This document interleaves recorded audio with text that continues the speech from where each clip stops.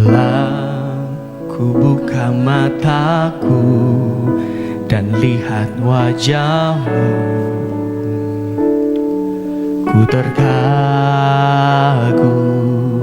bila ku lihat hidupku dan karya tanganmu. Ku tersanjung karena semua yang baik dalam hidupku itulah karyamu. Kau beri kesempatan yang baru dan ku ingin mengenalmu Tuhan, lebih dalam dari semua yang ku kenal. Tiada kasih yang melebihimu. Ku ada untuk menjadi penyembahmu. Biarlah kami boleh menjadi penyembah-penyembahmu Tuhan. Bila ku buka mata dan lihat wajahmu, ku terkagum bila ku lihat hidupmu dan karya tanganmu Tuhan. Apa yang sedang Kau lakukan dalam hidup kami, ku tersanjung Tuhan, karena semua yang baik dalam hidupku itulah karyamu Tuhan. Oh, terima kasih Yesus, Kau beri kesempatan yang baru. Oh, dan ku ingin mengenalmu Tuhan, lebih dalam dari semua yang ku kenal. Tiada kasih yang melebihimu. Ku ada untuk menjadi penyembahmu, dan ku ingin mengenalmu Tuhan, lebih dalam dari semua yang ku kenal. Tiada kasih yang melebihimu. Ku ada untuk menjadi penyembahmu. Mari saudara saudara kita bangkit berdiri. Sekali lagi di hadapan Tuhan katakan, bila kami buka mata kami Tuhan, melihat wajahmu, sungguh kami terkagum Tuhan.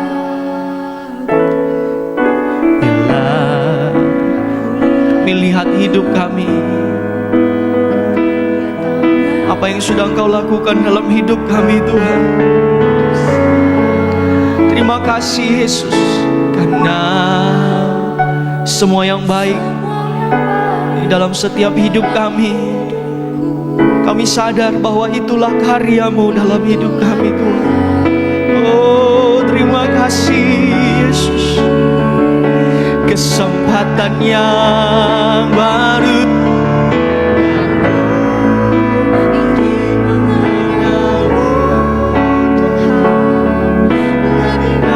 dari semua yang ku kenal. Tiada kasih yang melebihimu. Ku ada untuk menjadi penyembah. Sekali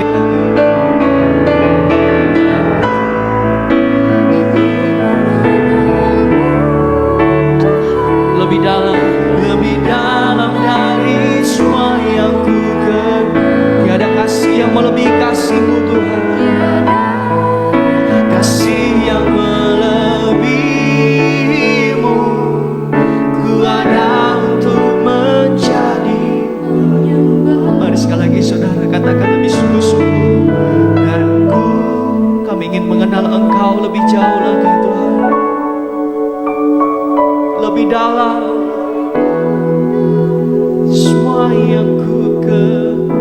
ada kasih yang melebihi kasih-Mu Tuhan. Oh, terima kasih. Ku ada untuk menjadi lagi saudara. Kami ingin mengenal Engkau lebih dalam lagi Tuhan. Oh, ingin mengenal-Mu Tuhan lebih dalam dari semua yang ku kenal. Tiada kasih yang melebihi-Mu. Ku ada untuk menjadi penyembah, dan ku ingin mengenal-Mu Tuhan, dan ku ingin mengenal-Mu Tuhan lebih dalam dari semua yang ku kenal. Tiada kasih yang melebihi-Mu. Ku ada untuk menjadi penyembah-Mu. Ku ada untuk menjadi penyembah-Mu.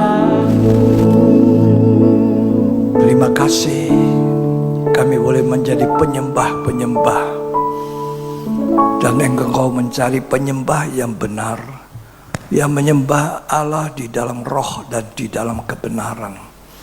Itulah yang Allah cari dari kehidupan manusia. Bukan menyembah ilah-ilah zaman, bukan menyembah hal-hal yang lain, tetapi menyembah dan mengasihi Engkau Tuhan. Kami percaya bahwa Engkau ada di tengah-tengah kami. Engkau senang duduk di atas puji-pujian daripada umat-Mu. Dan pujian penyembahan inilah yang kami mau naikkan di hadapan hadirat Tuhan. Justru di akhir zaman, di mana orang memuja hal-hal yang lain, kami memuja Engkau. Hanya Yesus satu-satunya Allah yang sudah mengasihi kami, yang mewujudkan pribadinya menjadi manusia menderita. Dan untuk di atas kayu saliblah Engkau menjadi penebus dosa dan membuka pintu sorga bagi orang yang percaya.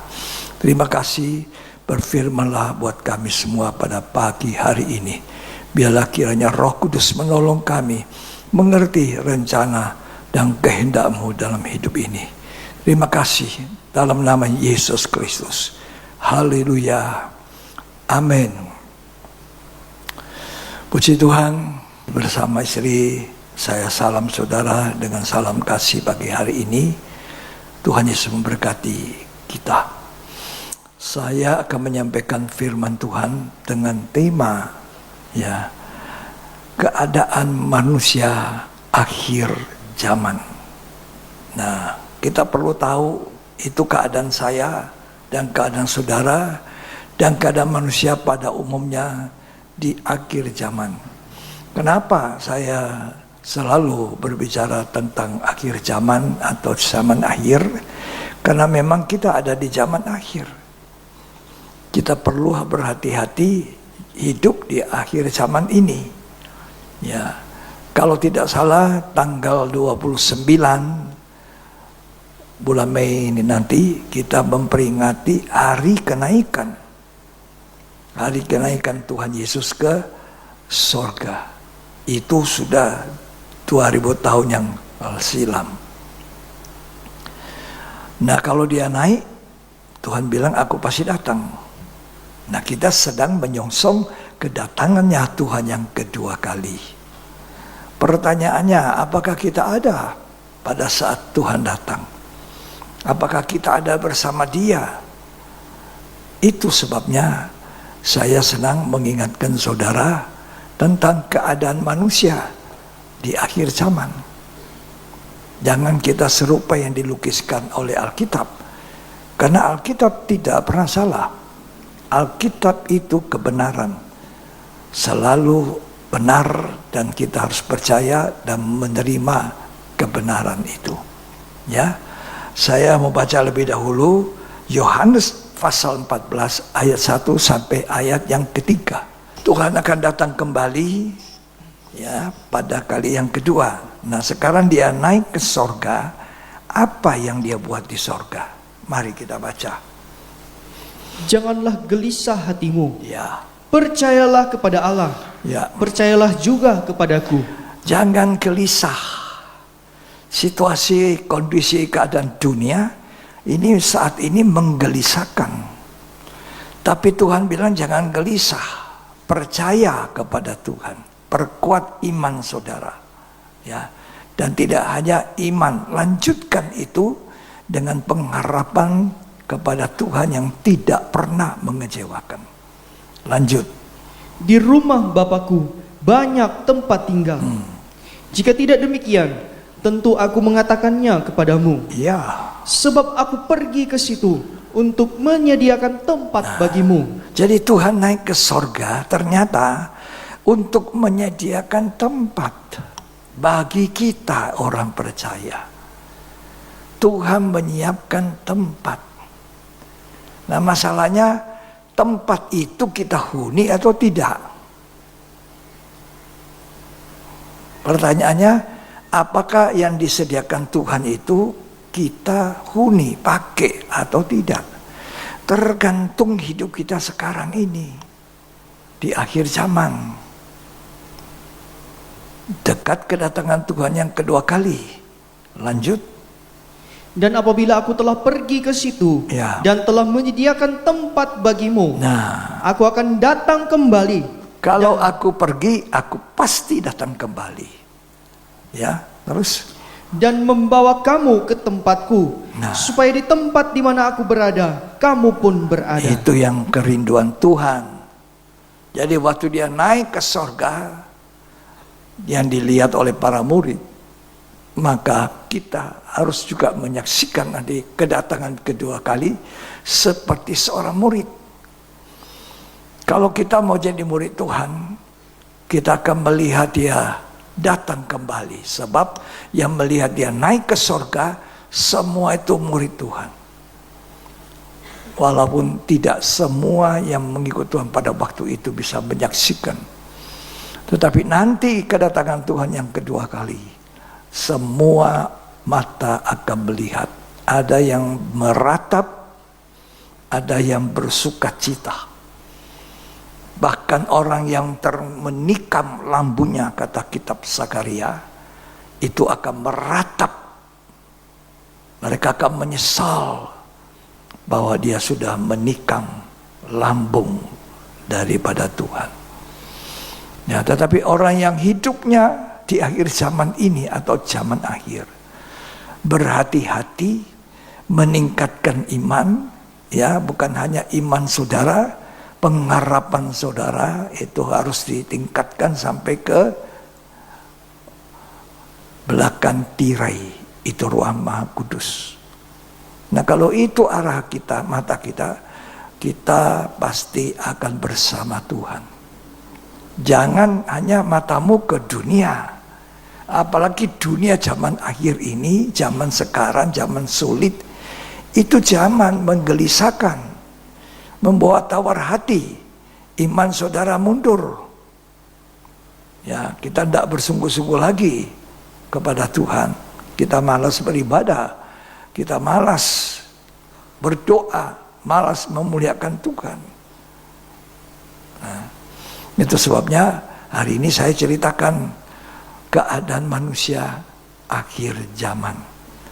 Digambarkan oleh 2 Timotius pasal 3 ayat 1 sampai 5. 2 Timotius pasal 3 ayat 1 sampai ayat yang kelima. Ketahuilah bahwa pada hari-hari terakhir akan datang masa yang sukar. Ya. Manusia akan mencintai dirinya sendiri dan menjadi hamba uang. Ini satu masa yang sukar. Manusia mencintai diri. Padahal Tuhan tidak suruh kita seperti itu. Ya, cuma mengingat diri sendiri, mencintai diri sendiri, tidak mengingat orang lain. Saya sudah selamat, saya seisi rumah sudah senang. Tidak memikirkan orang lain di sisi-sisi kita. Mungkin di tempat belanja, Mungkin di tempat makan, saudara menyaksikan orang Kristen, tapi tidak terpancar kehidupan Kristus. Mungkin saudara menyaksikan orang yang tidak benar kelakuannya, dari bicaranya kita bisa dengar. Mari kita menyaksikan keselamatan dalam Tuhan. Mari kita menyaksikan kebaikan Tuhan. Karena Tuhan berkata, akulah Allahmu dan kamulah saksi-saksiku. Dalam kitab Perjanjian Lama Yesaya mengatakan, akulah Allahmu, kamu saksi-saksiku. Saksikan, jangan mulut kita terkancing. Jangan mencintai diri sendiri.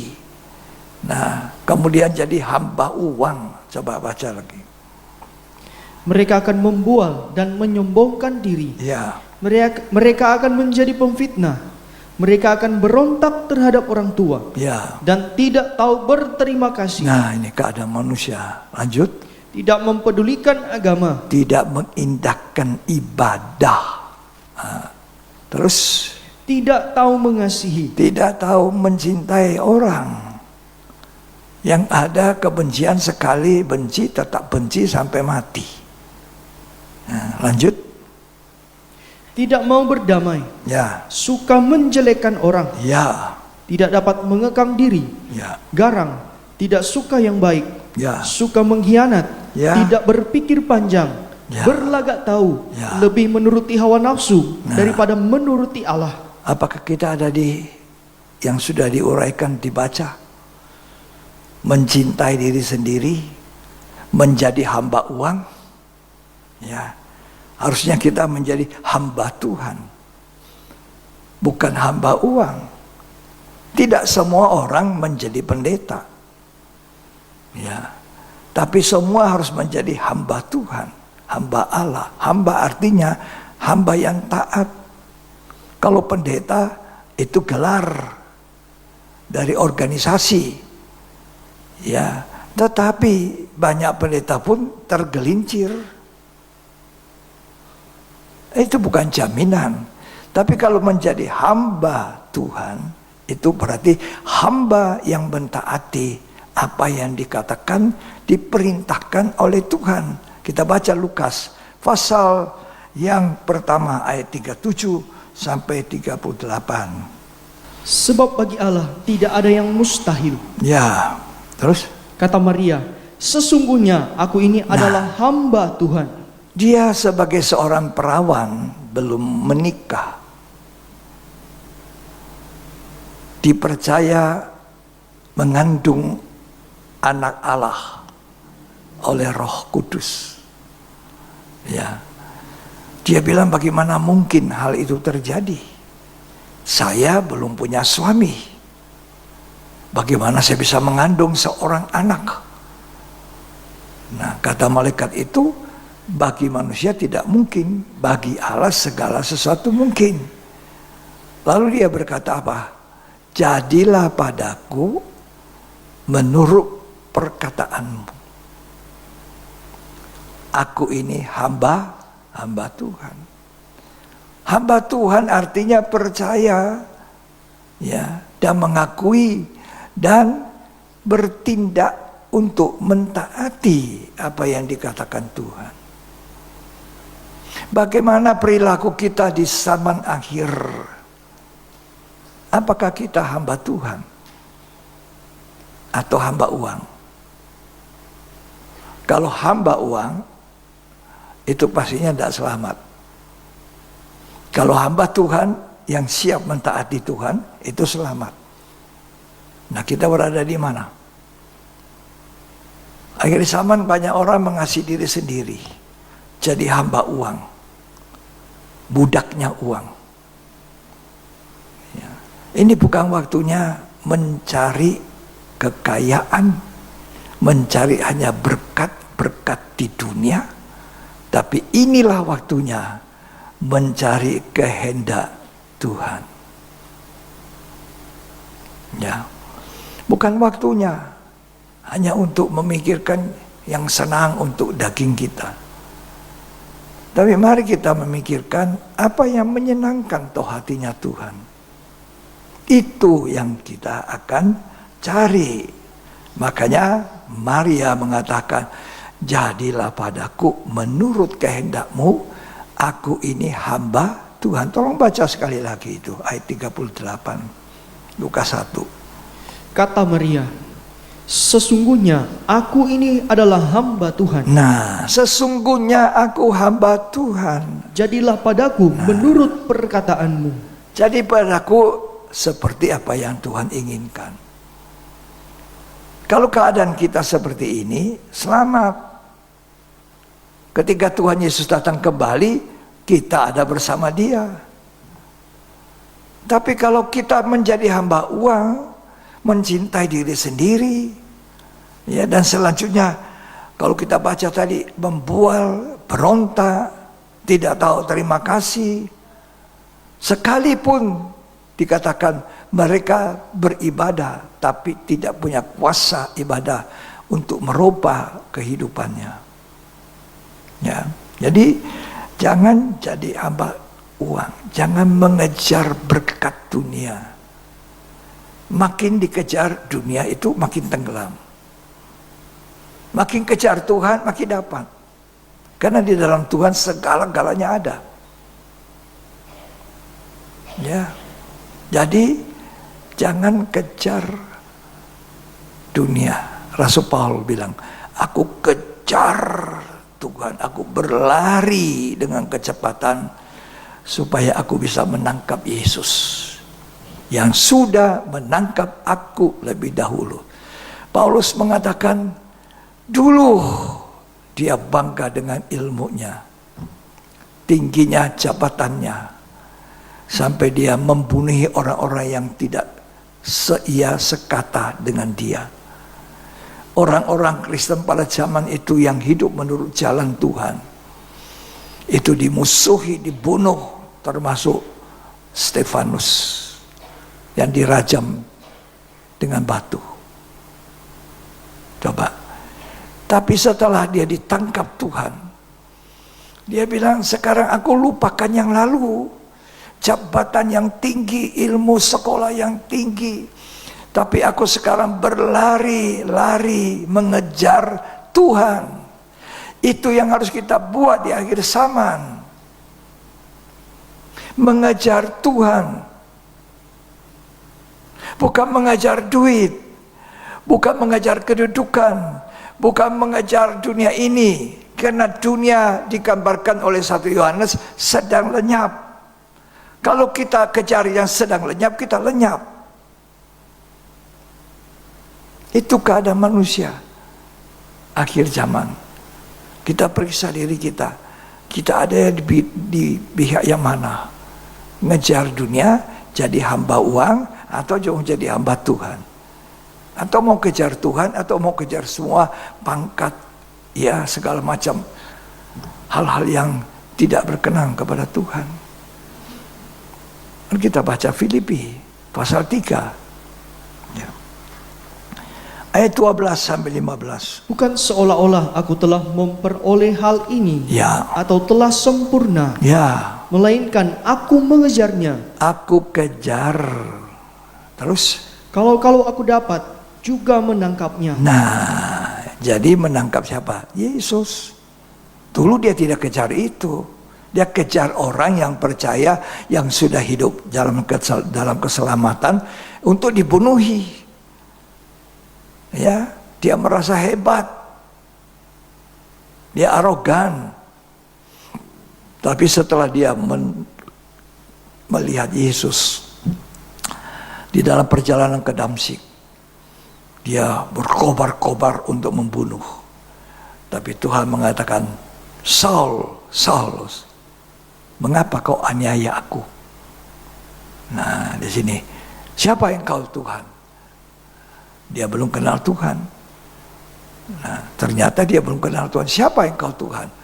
Nah, Tuhan jawab apa? Dan Kisah Rasul 9, kalau saudara baca, akulah yang kau aniaya. Jadi kalau orang yang sungguh-sungguh menjalani jalan Tuhan, siapapun yang menganiaya dia, itu menganiaya Tuhannya.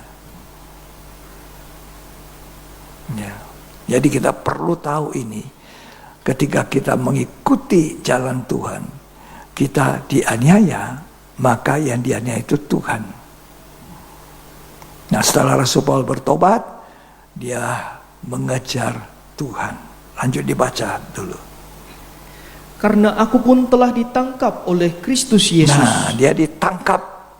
Saya berdoa supaya saudara tidak hanya duduk di dalam tempat ibadah, tapi saudara semua ditangkap oleh Tuhan. Banyak orang yang namanya Kristen duduk di dalam rumah Tuhan, mungkin lagi ibadah, mungkin juga lagi dengar firman, tapi belum ditangkap dan belum menangkap Tuhan. Kenapa saya bisa bicara itu? Saya mengalami. Ya, saya orang Kristen dari kecil. Oh, beda dengan istri saya. Istri saya dari kecil bukan orang Kristen. Oh, saya dari kecil masuk gereja. Apa kurangnya liturgi di gereja? Ya. Tapi pada waktu itu saya belum ditangkap Tuhan. Dan saya juga belum menangkap Tuhan itu. Dan sampai hari ini saya pun masih mengejar Tuhan itu.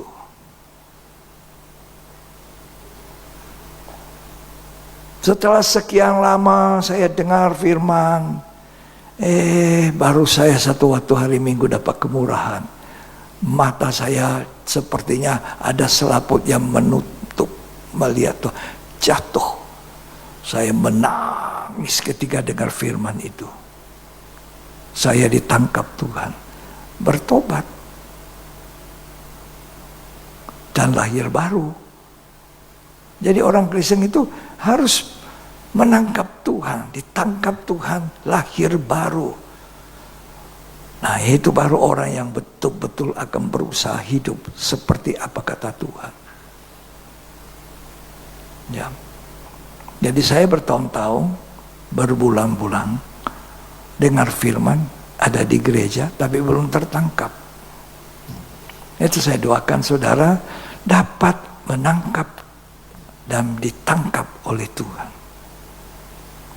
Itu orang yang diselamatkan dan terus mengejar Tuhan sampai nanti saudara ada di tempat di mana Tuhan sudah menyediakan.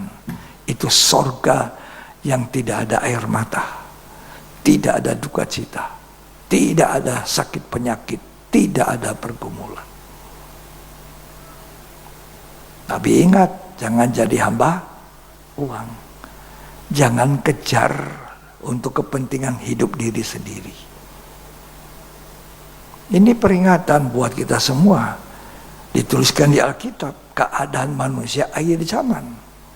Perhatikan hidup kita bagaimana. Ya, kalau ada yang kurang betul, kita cakap-cakap, menegur, bersaksi. Ya, karena kita mengasihi. Ya, seperti itu. Nah, salah satu ayat tadi sudah dibaca itu sampai ayat 15 Filipi 3. Tolong baca selesai. Saudara-saudara, aku sendiri tidak menganggap bahwa aku telah menangkapnya. Aku sudah menangkap Yesus. Tetapi ini yang kulakukan. Nah, baca. Aku melupakan apa yang telah di belakangku. Ya. Dan mengarahkan diri kepada apa yang di hadapanku. Ya. Dan berlari-lari pada tujuan untuk memperoleh hadiah, yaitu panggilan surgawi dari Allah dalam Kristus Ini Yesus. mengejar Tuhan, bukan mengejar dunia. Dunia itu sedang seperti kapal besar tenggelam. Kalau kita kejar dunia, peluk dunia tenggelam.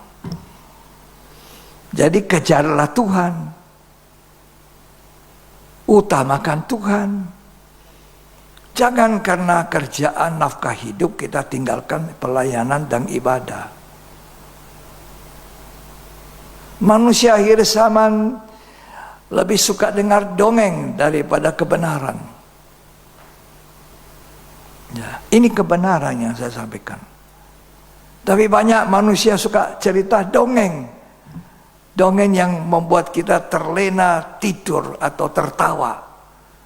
Tapi sesungguhnya itu bukan suara Allah yang benar. Jadi jangan memalingkan telinga dari mendengar kebenaran, ya, lalu mendengar dongeng lucu-lucu, ketawa-ketawa, ya, cari berkat. Nah, bukan tidak boleh lucu, sekali-sekali boleh, ya, bersaksi boleh, ya, tapi intinya Tuhan mau kita bukan dunia yang kita mau raup sebanyak-banyaknya. Jadi jangan meninggalkan pelayanan hanya untuk nafkah hidup itu, pekerjaan duniawi. Tuhan tolong kita ya. Semua ini doa saya. Mari kita ditangkap Tuhan, diselamatkan. Ketika saya ditangkap Tuhan dan mulai melayani pekerjaan Tuhan, mulai belajar berdoa, mulai belajar 2,5 jam, 1 hari doa, mulai saya baca Alkitab, mulai saya ikut dengan setia Bible study, ya, pendalaman Alkitab, ibadat, doa. Sampai akhirnya Tuhan panggil, ayo tinggalkan semua pekerjaan dunia itu. Nah, disinilah pergumulan saya. 2,5 tahun. Lalu Tuhan beri saya kesanggupan, kekuatan. Saya serahkan hidup. Dan sampai hari ini. Ya, harapan saya, mari kita masuk gereja, ibadah, ditangkap Tuhan. Kejar Tuhan, jangan dunia. Nah, ada satu lagi yang saya mau tekankan di dalam keadaan manusia zaman akhir. Tolong dibaca 2 Timotius 3. Dikatakan di situ bahwa manusia tidak tahu berterima kasih. Ayat yang kedua, tolong. Manusia akan mencintai dirinya sendiri. Manusia cinta diri sendiri. Dan menjadi hamba uang. Hamba uang, terus. Mereka akan membual dan menyombongkan diri. Ya. Mereka akan menjadi pemfitnah. Ya. Mereka akan berontak terhadap orang tua. Ya. Dan tidak tahu berterima kasih. Ini yang saya mau ceritakan sedikit. Jelaskan. Jadi keadaan manusia akhir zaman tidak tahu berterima kasih. Jangan sampai kita tidak tahu berterima kasih. Setiap hari bangun pagi, masih hidup, masih nafas. Terima kasih Tuhan. Yalah. Hari Minggu, harinya Tuhan. Jangan tidur. Bangun. Berkemas-kemas ke tempat ibadah. Ya. Jadi kita di akhir zaman harus bisa mengucap syukur. Dapat banyak, puji Tuhan, terima kasih Tuhan. Sedikit, terima kasih Tuhan. Disyukuri. Ya. Dikatakan tidak tahu berterima kasih, artinya tidak pernah mengucap syukur. Dengan kata lain, tidak pernah puas. Kenapa orang mengejar harta dunia? Karena tidak pernah puas dengan uang. Siapa mencintai uang, tidak pernah puas dengan penghasilan. Siapa mencintai uang, tidak pernah puas dengan penghasilan. Ini pun sia-sia. Jadi tidak tahu berterima kasih. Tidak tahu bersyukur.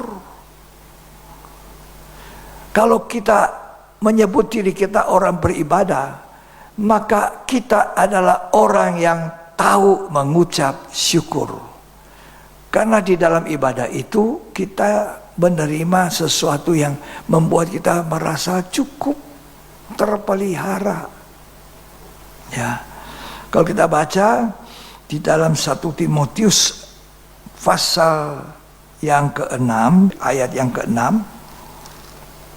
Memang ibadah itu kalau disertai rasa cukup, Nah, memberi keuntungan besar. kalau kita beribadah dan rasa puas, rasa cukup, itu memberi apa? Untung yang besar. Terus, Sebab kita tidak membawa sesuatu apa ke dalam dunia, kita lahir telanjang, dan kita pun tidak dapat membawa apa-apa kita keluar. juga tidak bawa apa-apa. Waktu meninggal tidak ada yang dibawa. Ya, masa dibawa? Wah, sayang deh. Papa saya ini buka usaha toko emas. Udah berapa toko emas? 5. Nah sekarang masa dia pergi nggak bawa emas, sayang. Ya. Lalu anak-anaknya bilang, ya mari kita isi di dalam peti mati kira-kira 5 kilo saja.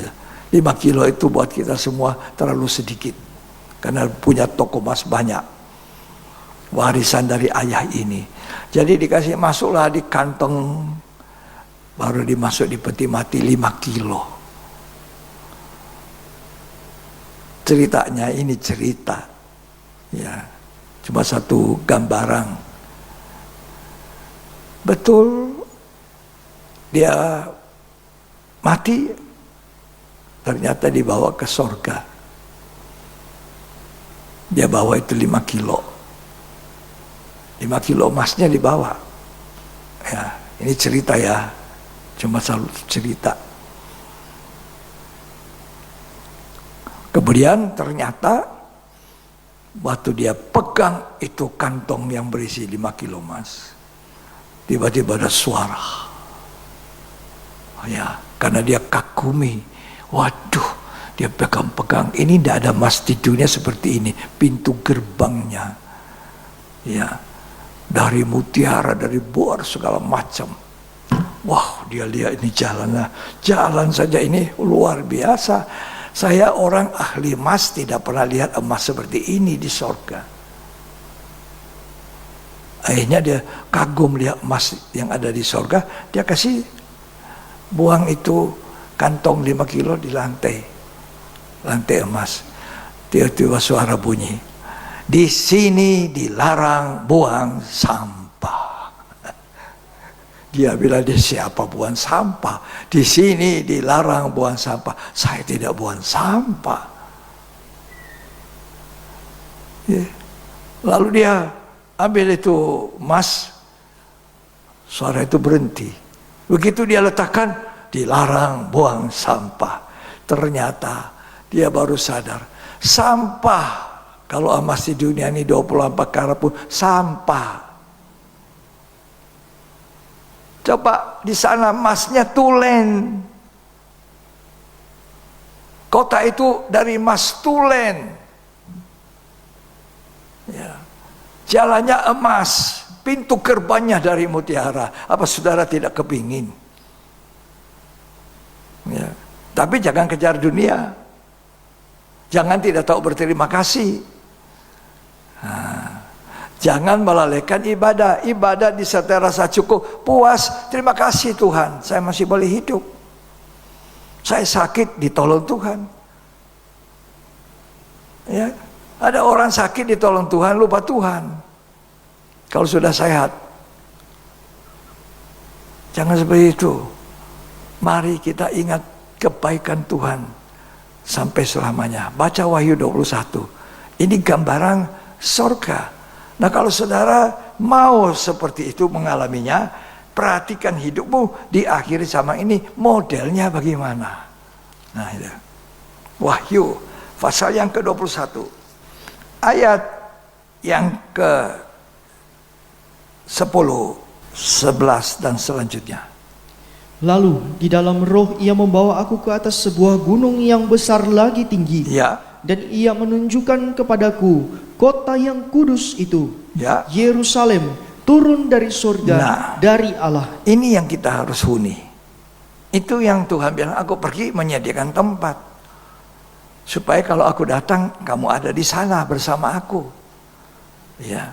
Kekristenan, agama Kristen, tertulis di administrasi pemerintahan, itu tidak jamin kita ada di sana. Perhatikan keadaan hidup kita. Apakah aku hidup seperti orang akhir zaman pada umumnya, atau aku tidak seperti itu? Ini cermin Alkitab, firman Allah, cermin Alkitab, tidak ada salah satu titik pun, tidak satu kata, satu huruf. Baca lanjut. Kota itu penuh dengan kemuliaan Allah, Ya, dan cahayanya sama seperti permata yang paling indah, ya. bagaikan permata yaspis, jernih seperti kristal. Terus, Dan temboknya besar lagi tinggi, dan pintu gerbangnya 12 buah. ya, Dan di atas pintu-pintu gerbang itu ada 12 malaikat, dan di atasnya tertulis nama ke-12 suku Israel. ya, Di sebelah timur terdapat 3 pintu gerbang, dan di sebelah utara 3 pintu gerbang, dan di sebelah selatan 3 pintu gerbang, Ya. dan di sebelah barat 3 pintu gerbang. ya, Dan tembok kota itu mempunyai 12 batu dasar, dan di atasnya tertulis ke-12 nama ke-12 rasul anak domba itu. ya, Dan ia yang berkata-kata dengan aku mempunyai suatu tongkat pengukur dari emas untuk mengukur kota itu serta pintu-pintu gerbangnya dan temboknya. ayat 16 ini. Kota itu bentuknya 4 persegi, Ya, panjangnya sama dengan lebarnya. ya, Dan ia mengukur kota itu dengan tongkat itu ya, 12.000 stadia. ya. Terus, Panjangnya dan lebarnya dan tingginya sama. ayat 18. Tembok itu terbuat dari permata yaspis, dan kota itu sendiri dari emas tulen, Emas tulen. bagaikan kaca murni. Saudara, jangan kejar dunia punya emas. Ya, kota itu dari emas tulen. Apa tempat itu ada untuk kita? Anak Allah naik ke sorga, menyediakan tempat dan akan datang kembali. Mari kita bercermin di 2 Timotius 3. Apakah keadaan kita sama orang dunia pada umumnya di akhir zaman? Itu memastikan dari sekarang kita sedang menuju kota dari emas murni ini, tulen. Pintu gerbangnya apalah. Ini kalau di dunia ini tidak punya emas, tidak usah kecewa. Lalu tadi 5 kilo emas dibilang sampah. Padahal anaknya sudah kasih emas tulen 24 karat. Tapi di sana sampah. Dilarang buang sampah di sini. Nah, coba. Di sini gara-gara emas orang bisa saling membunuh. Tapi di sana sampah. Nah, bagaimana keadaan kita sekarang, keadaan manusia akhir zaman, bagaimana itu menentukan nanti kita ada bersama Tuhan atau tidak. Waktu dia datang kembali, sudah pasti Tuhan Yesus pasti kembali. Nah, kita ada di sana atau tidak? Bagaimana cara kita beribadah? Bagaimana cara kita melayani Tuhan? Ya, perhatikan dengan baik-baik. Apa kita mengutamakan ibadah? Atau kita mengutamakan nafkah hidup? Saya tidak mengatakan saudara jangan mencari nafkah. Tapi mari kita belajar memperhatikan. Jadi jangan ada saudara jam-jam ibadah, jam-jam melayani, meninggalkan. Hanya untuk nafkah hidup. Kalau saudara bisa mengatur sedemikian rupa, sehingga saudara punya rasa cukup bersyukur, karena di dalam ibadah itu memberi keuntungan yang besar.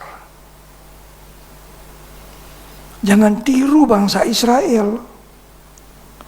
Bangsa Israel itu bangsa yang bersungut-sungut, tidak tahu berterima kasih.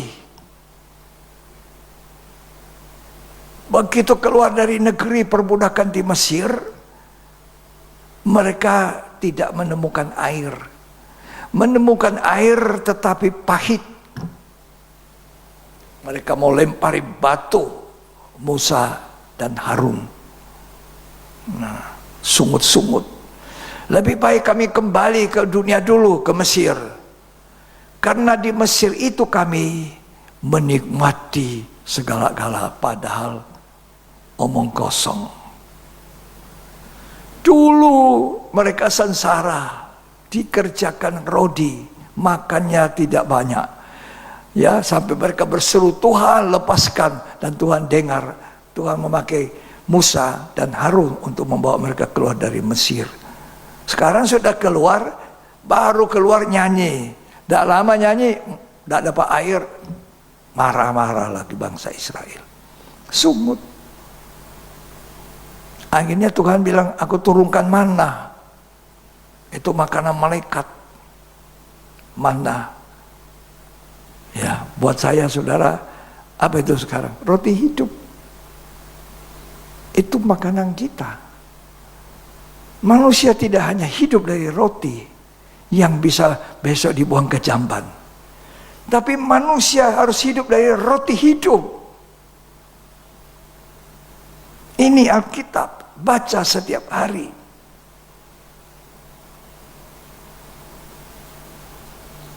Makan. Lakukan di dalam hidup.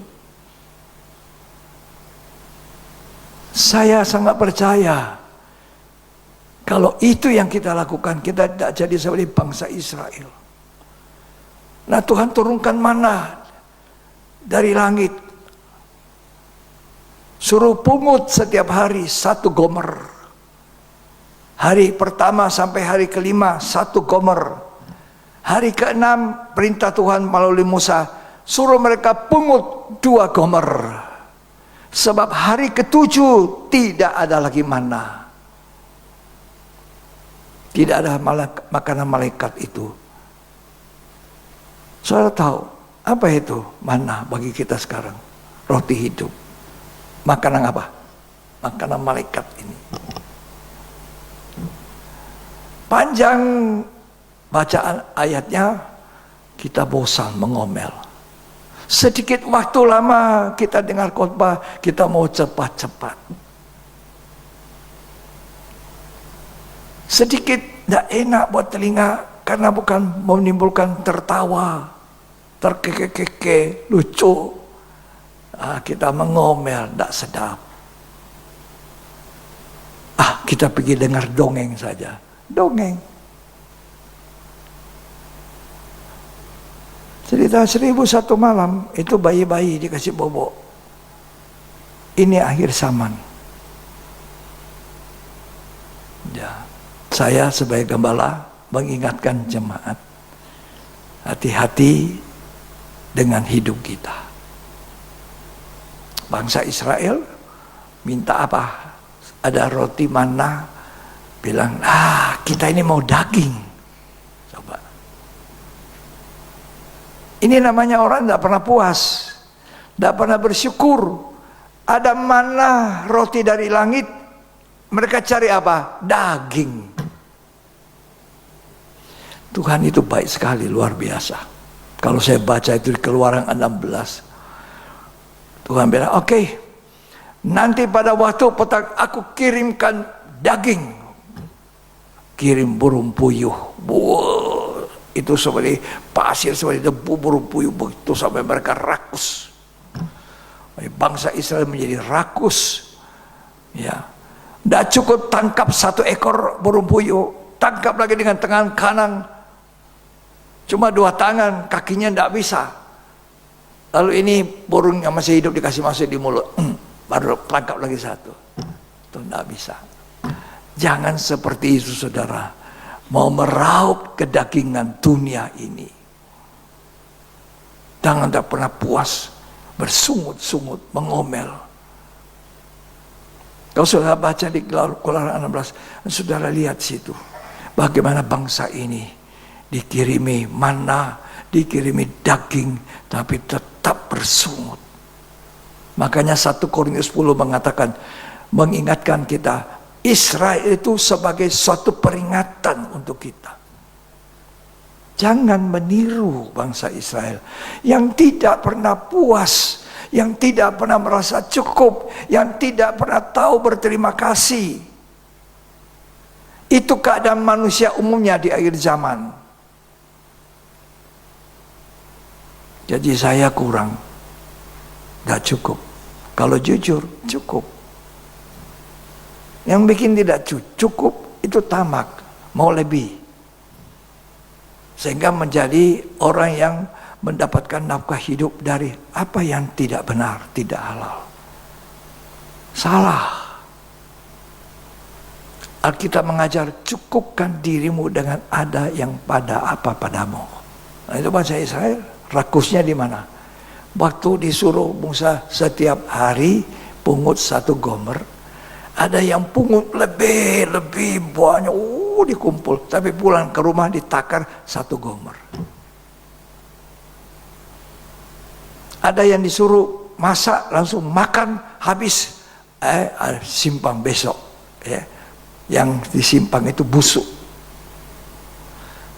Jangan tiru bangsa Israel, bangsa yang tidak taat. Mereka itu bukan hamba Tuhan, hamba perut.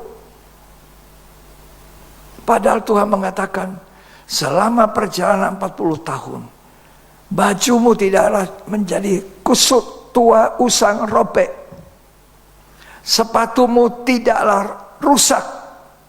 Bayangkan 40 tahun jalan dengan sepatu yang sama, tidak rusak. Kita aja disimpan saja sepatu bagus-bagus. Pada masa Covid tidak keluar pakai sepatu, simpan aja semua. Rusak sepatunya. Ini 40 tahun dipakai jalan. Coba saudara beli sepatu, ya, sepatu kulit, simpan, dari dipakai, kasih masuk lemari, rusak. Ini dipakai di padang gurung 40 tahun, tidak rusak sepatunya. Entum mengomel terus, tidak tahu merasa syukur, tidak tahu mengucap syukur. Mari kita belajar, terima kasih Tuhan. Hidup ini masih boleh hidup. Masih boleh menikmati cahaya matahari. Ya, masih boleh menikmati hujan. Masih boleh menikmati sekalipun bukan minuman-minuman yang istimewa. Cuma air putih. Tapi syukur Tuhan pelihara. Jangan seperti pada umumnya orang di samang air tidak tahu terima kasih. Tidak tahu berterima kasih. Itu keadaan manusia. Tidak tahu mengucap syukur. Tidak merasa cukup. Ya. Jadi Israel itu suatu peringatan bagi kita. Ya. Mari kita baca itu baik-baik. 1 Korintus 10. Di sana dikatakan Israel itu satu peringatan. Kalau saudara baca Keluaran, mereka dipelihara luar biasa, ya. Tapi mereka tidak pernah bersyukur, tidak pernah merasa cukup, tidak pernah merasa puas. Ya. Itu keadaan manusia zaman akhir. Dapat 1 juta mau 2 juta, dapat 2 juta mau 3 juta, sampai berbuat macam-macam yang tidak halal pun asal uang banyak. Ya. Dia lupa nanti ada penghakimannya. Ya. 1 Korintus 10. Tolong dibaca ayat 1. Aku mau supaya kamu mengetahui saudara-saudara, Ya. bahwa nenek moyang kita semua berada di bawah perlindungan awan, Ya. dan bahwa mereka semua telah melintasi laut. Ya. Untuk menjadi pengikut Musa, mereka semua telah dibaptis dalam awan dan Ya. dalam laut. Ya. Mereka semua makan makanan rohani yang sama, dan mereka semua minum minuman rohani yang sama. Ya. Sebab mereka minum dari batu karang rohani yang mengikuti mereka, Ya. dan batu karang itu ialah Kristus. Yesus. Terus. Tetapi sungguh pun demikian, Allah tidak berkenan kepada bagian yang terbesar dari mereka, Ya. karena mereka ditewaskan di padang gurun. Nah, ayat 6. Semuanya ini telah terjadi sebagai contoh bagi kita, untuk memperingatkan kita, supaya jangan kita menginginkan hal-hal yang jahat seperti yang telah mereka perbuat. Nah, ayat 11 diulangi lagi. Semuanya ini telah menimpa mereka sebagai contoh dan dituliskan untuk menjadi peringatan bagi kita yang hidup pada waktu di mana zaman akhir telah tiba. Ini zaman akhir. Tidak tahu berterima kasih. Itu bangsa Israel. Jadi ini contoh peringatan.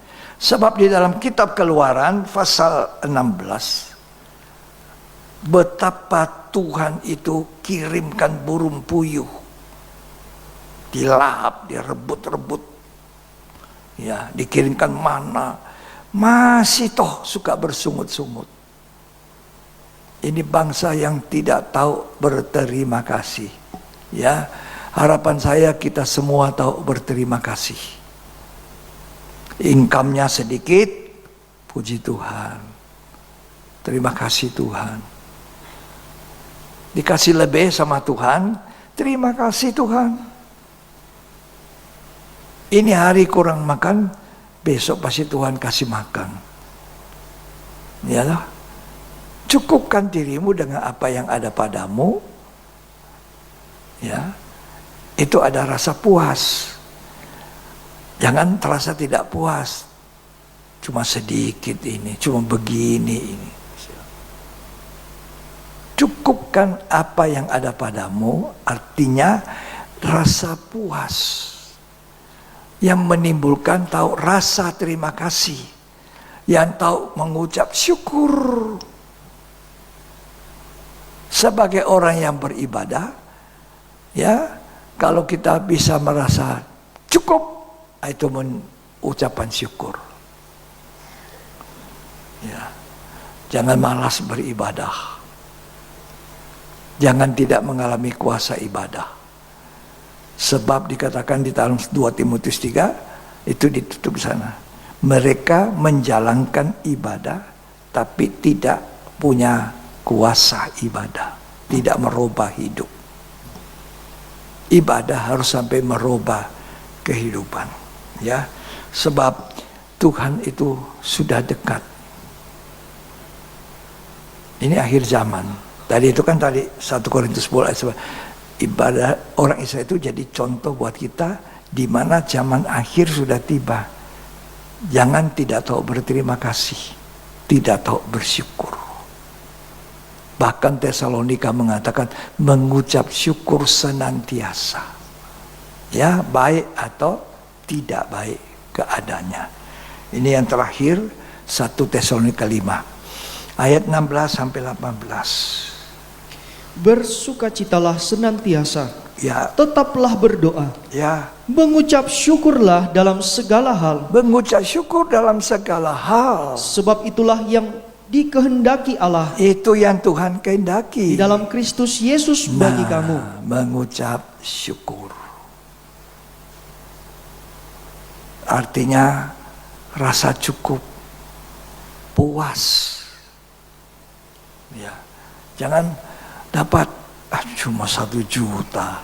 Ini tidak cukup ini. Mana cukup? Ya, sehingga dikejar lagi. Tidak usah ibadah. Nah, itu. Kalau orang beribadah itu rasa syukur. Terima kasih Tuhan. Ya, puaskan saya Tuhan dengan firman Tuhan. Itu sudah lebih dari cukup. Nah, jadi dikatakan kedatangan Tuhan sudah dekat. Kita hidup di zaman akhir. 1 Tesalonika itu mengatakan, itu bicara tentang kedatangan Tuhan yang kedua kali. Coba saudara baca baik-baik itu di temanya. Di 1 Tesalonika pasal yang kelima. Berjaga-jaga. Berjaga-jaga. Kenapa berjaga-jaga? Tolong baca. Tetapi tentang zaman dan masa, saudara-saudara, tidak perlu dituliskan kepadamu. Ya, Karena kamu sendiri tahu benar-benar ya. bahwa hari Tuhan datang seperti pencuri pada malam. Ya, terus. Apabila mereka mengatakan, semuanya damai, semuanya damai dan aman. Ya. Maka tiba-tiba mereka ditimpa oleh kebinasaan, Nah. seperti seorang perempuan yang hamil ditimpa oleh sakit bersalin. Nah, kalau kita baca ayat pasal 4 di ayat 13 atasnya perikopnya apa? Kedatangan Tuhan. Nah, itu sudah dekat datangnya Tuhan. Berjaga, mengucap syukur, punya rasa puas. Terima kasih Tuhan, saya puas. Makan beras mungkin kualitasnya agak kurang dari orang lain, tapi saya masih bisa makan. Ya dah, tempat tidur saya dari busa, bukan spring bed, tapi saya bisa tidur. Rasa puas, terima kasih. Jadi itu keadaan manusia, salah satunya tadi saya katakan tidak tahu berterima kasih, tidak puas dengan penghasilan. Ya. Dan juga menjadi hamba, artinya hamba uang, kejar uang, mengejar uang. Tidak pernah puas dengan penghasilan. Mari kita tahu mengucap syukur. Ya, kita bangkit berdiri. Kita akan mengakhiri firman Tuhan dengan merenungkan. Mari kita puas dengan apa yang Tuhan beri dalam hidup. Apa yang penting toh hidup kita ini? Yang penting di hidup ini bukan diisi banyak harta dunia. Nanti itu dilepas. Saya sudah kasih contoh tadi. Orang punya toko emas banyak. Meninggal dikasih emas, di sana sampah. Ya. Yang paling penting hidup ini apa? Dipenuhi dengan firman Tuhan dan Roh Kudus. Makanya mari kita nyanyikan, mohon pada Tuhan, isilah bejana hidupku ini. Isilah hingga selamat sempurna.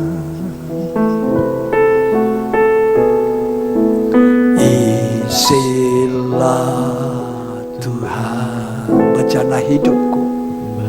Bejana hidupku, lepaskan dahaga jiwaku, roti hidupan beriku makan sepuasnya. Isilah hingga selamat sempurna.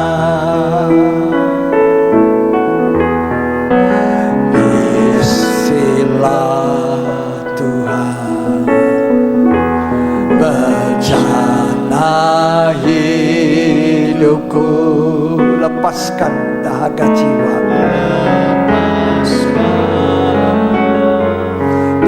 dahaga jiwaku,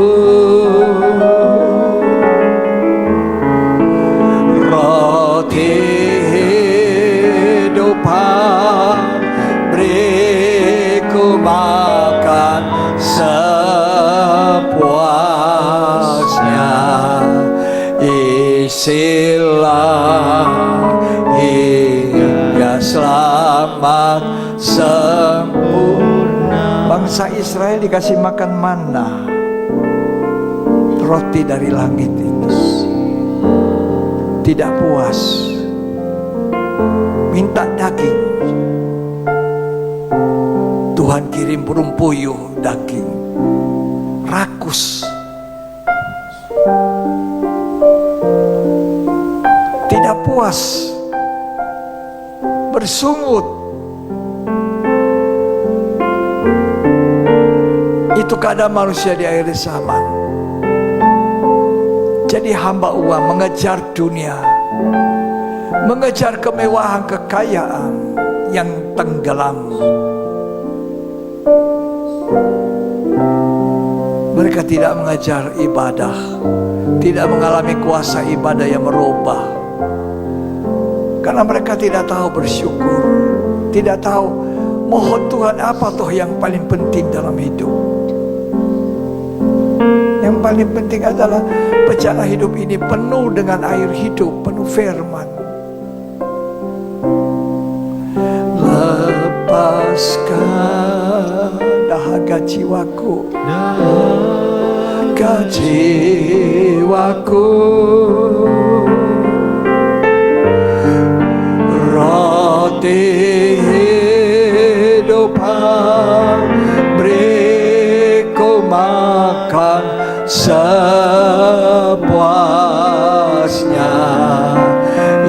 isilah hingga selamat sempurna. Isilah Tuhan, inilah bencana hidup saya. Siapa yang merindukan bencana hidupnya diisi penuh dengan air kehidupan, roti hidup. Buka hati saudara, jangan haus akan dunia, jangan haus kekayaan, haus akan pribadinya Tuhan.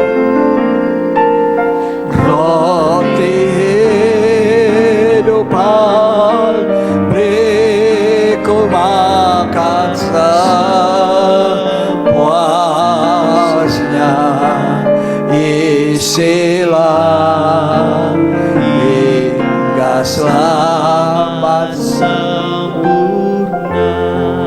Saudara makan makanan yang akan dibawa ke Jambangan. Banyak makanan, jenis makanan daging dan sebagainya, merusak tubuh. Saudara makan berlemak-lemak, merusak tubuh. Seenak apapun besok dibuang ke Jambang. Tapi kalau saudara menikmati makanan sorga ini, roti hidup, makan sepuasnya, minum sepuasnya. Jadikan aku manusia yang lapar dan dahaga akan Tuhan. Siapa yang mau lapar dan dahaga, nyanyikan lagu ini. Mohon pada Tuhan, angkat hatimu, angkat tanganmu. Bencana hidupku, lepaskan dahaga jiwaku, lepaskan dahaga jiwaku, roti beriku makan sepuasnya Tuhan, makan sepuasnya, isilah hingga selamat sempurna, hingga selamat sempurna. Isilah Tuhan, isilah Tuhan. Bencana hidupku, lepaskan dahaga jiwaku. Barang siapa haus, baik datang kepadaku, kata Yesus. Barang siapa lapar, akan kuberi makan. Beriku makan sepuasnya, isilah hingga selamat sempurna. Terima kasih untuk firman yang mengingatkan kami, supaya kami tidak hidup meniru manusia akhir zaman, mengejar dunia. Mereka jadi hamba uang dan bukan jadi hamba Tuhan. Mereka tidak mengejar Tuhan. Mereka tidak pernah puas dan tidak pernah tahu berterima kasih. Jadikan kami orang-orang yang tahu bersyukur, berterima kasih kepada Tuhan. Hari ini aku bisa bangun. Terima kasih buat nafas. Hari ini aku bisa makan sederhana. Terima kasih aku masih bisa makan. Tolong kami ya Tuhan, di akhir zaman ini, supaya nanti kedatangan Tuhan yang kedua kali, aku ada bersama Tuhan. Dunia akan binasa lenyap, tidak ada sisa.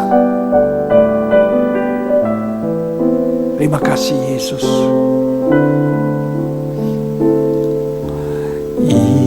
Isilah Tuhan bencana hidup ini, hidupku, lepaskan dahaga jiwaku, kecewaku,